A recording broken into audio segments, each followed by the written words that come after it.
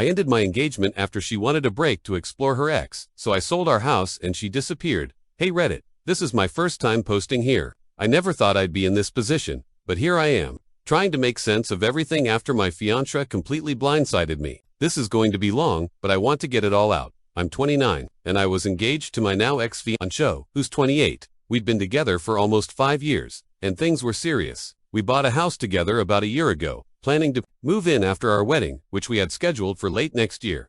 We talked about kids, future plans, everything. I thought we were solid.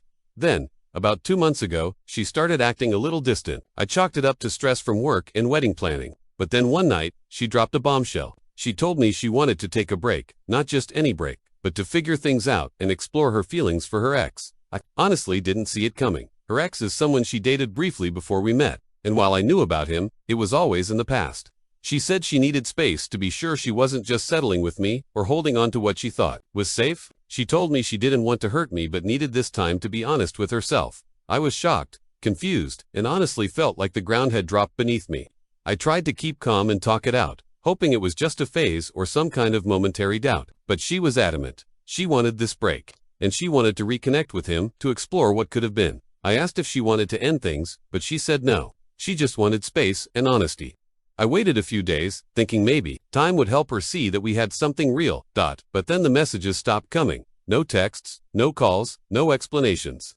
I reached out several times, but she ghosted me. The person who promised to build a life with me disappeared without a word. After about 2 weeks of silence, I realized I couldn't keep waiting for someone who was already checked out. I ended the engagement over a message telling her I loved her but couldn't live in limbo. Here's where it gets complicated. We had that house together, the one we both put our savings into, planned for. I felt like I couldn't keep that symbol of us when she had disappeared and made her choice clear by ghosting. So, I took the hardest step. I sold the house. It wasn't easy. I agonized over it, but I didn't want it to be their home or a place full of memories that kept me stuck. Selling it was a way to try to move on cleanly. I didn't tell her I was selling it at that point. She wasn't returning my calls or messages anyway. The house sold faster than I expected. I put the money into a new place for myself, somewhere small and quiet, and started trying to rebuild. Since then, I've been left with a lot of mixed emotions. Part of me feels relief. I'm free from waiting and the uncertainty. But another part of me is deeply sad and angry. Sad for the future we lost. Angry at how she handled everything by disappearing. I'm trying to process it all. Therapy helps. Friends help. I don't know if I regret selling the house or if it was the right move, but I can't live in the past. Right now, I'm focused on healing and figuring out what's next. I'm sharing this because maybe someone else has gone through something similar and knows how it feels to have someone vanish when your whole life was supposed to be together. Thanks for reading. Update 1. Weeks later, trying to pick up the pieces and what I found out. Hey, Reddit, thanks for the support on my last post. I didn't expect so many responses, and it honestly helped me realize I'm not alone in this. I wanted to share what's happened since I ended things with my ex-fiancé and sold the house. It's been about a month since the breakup. The first couple of weeks were a whirlwind of emotions, anger, sadness, confusion, and sometimes a weird numbness. I kept myself busy with work, therapy, and leaning on close friends to get through. Some days I felt like I was making progress. Other days, I was back in that dark place, where everything felt pointless. Selling the house was both a relief and a heavy burden.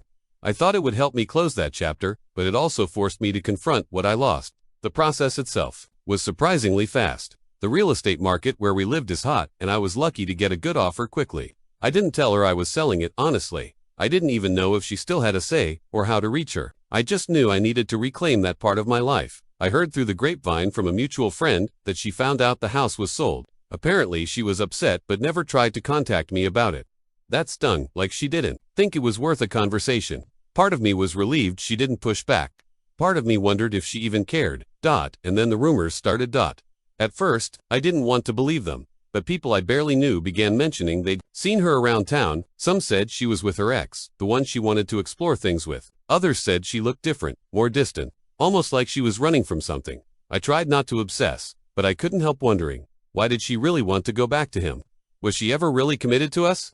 Or was this all a sign she was never ready for what we had? A close friend who knows both of us gave me some insight that shook me even more. She said my ex had been acting strange for months before the break, withdrawing, avoiding serious talks, even canceling plans last minute. She said there were red flags I missed, or maybe chose to ignore because I wanted everything to work. It hit me hard. I had been so focused on the future wedding plans, buying a house, imagining our life, that I ignored those quiet warning signs. Looking back now, I can see some cracks I didn't want to face.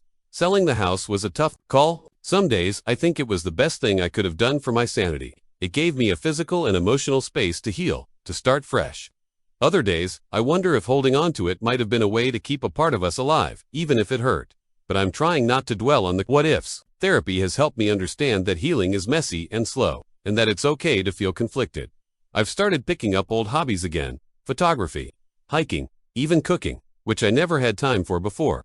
I'm reconnecting with friends I'd neglected during the relationship. It's not perfect, but it's progress. Then, out of nowhere, something happened that I never expected. I got a text from an unknown number late one night. The message was simple: "We need to talk." It was from her. I stared at my phone for minutes. My heart raced, and a flood of emotions hit me all at once: curiosity, fear, anger, hope. I haven't replied yet. I don't know if I should. So, here I am, stuck again. Part of me wants to hear what she has to say, to understand why she vanished and what she's thinking now. But another part warns me that reopening this door could set me back months or years. I guess that's where I'm at, torn between moving on and needing closure. I'm curious what you all think. Should I respond, or is silence the best revenge? Thanks for reading. Update 2. When she finally reached out, confrontation. Truths, and what I learned. Hey everyone, thanks for sticking with me through this story. After that mysterious text from my ex, I wrestled with what to do. But eventually, I decided to meet her, not because I wanted us back together, but because I needed answers. We met at a quiet cafe downtown, somewhere neutral. I was nervous, heart pounding like I'd never felt before. When she walked in, I barely recognized her. She looked tired, like life had worn her down in ways I couldn't have imagined. She apologized almost immediately, saying she never meant to disappear without a word. She told me she felt trapped in the relationship, not because of me, but because of everything else around her. The pressure of planning a future, the expectations, and the guilt of unresolved feelings for her ex made her feel like she was drowning. She said the break wasn't just about the ex. It was about finding herself again after losing who she was. Somewhere along the way, she admitted she handled it horribly, that ghosting me was cowardly and unfair. I let her talk. I needed to hear it, even if it hurt. Then came the hard part. I confronted her about how painful it was to be left in the dark. The shock of her asking for a break to explore someone else, and what I went through selling our house alone. I told her how that felt like erasing the life we built together without any discussion. She broke down, tears streaming, apologizing again. She admitted she didn't think she deserved to ask for that conversation, or that she thought disappearing would hurt less, but it didn't. It hurt more for both of us as the conversation went on. She revealed things I never knew, battles with anxiety she kept hidden, family issues that made commitment feel impossible, and years of self-doubt. Suddenly, the why started to make sense in a way it hadn't before. It wasn't about me or our relationship alone. It was about her personal struggles she couldn't share before breaking. I shared my own reflections to the mistakes I made in ignoring red flags, the times I pressured her without realizing, and how I needed to grow emotionally. I realized forgiveness wasn't about forgetting or excusing, but about freeing myself from bitterness. I talked about closure, what it means to truly move on. She said she wasn't coming back, that this was her way of saying goodbye, and finally being honest. We parted with a hug that felt like both an ending and a release. I'm still healing, but that conversation gave me a kind of peace I hadn't expected. I'm choosing to focus on my own path now, to build a future without looking back, but carrying the lessons with me, because sometimes closure isn't about getting someone back, it's about reclaiming yourself. Thanks again for listening. Final update. Months later, finding peace and moving forward. Hey, Reddit. It's been several months since I last shared an update, and I wanted to check in with you all about how things have really turned out. The months after that intense conversation with my ex were some of the hardest and most important of my life. But today, I'm in a much better place, emotionally, mentally, and even physically. I've healed in ways I didn't think possible back when everything fell apart. Therapy and leaning on friends helped a lot. I've also thrown myself into work and rediscovered old hobbies like photography and hiking, which remind me that life has beauty beyond heartbreak. I've started dating again, cautiously at first, but with an openness I never had before. Not because I'm looking to replace what I lost, but because I'm ready to trust and be vulnerable again on my terms. Looking back, I've learned some tough lessons. Communication and honesty matter more than I realized. No matter how difficult, the truth is, it's better than silence and ghosting. Trust is fragile but not impossible to rebuild. It takes effort from both people, and sometimes, it just doesn't work out. Sometimes, people need time to find themselves, even if it means breaking hearts along the way. It's painful, but not always about us.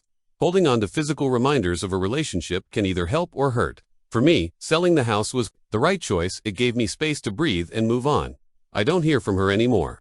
I've blocked her number and social media. It wasn't easy, but it was necessary to protect my peace.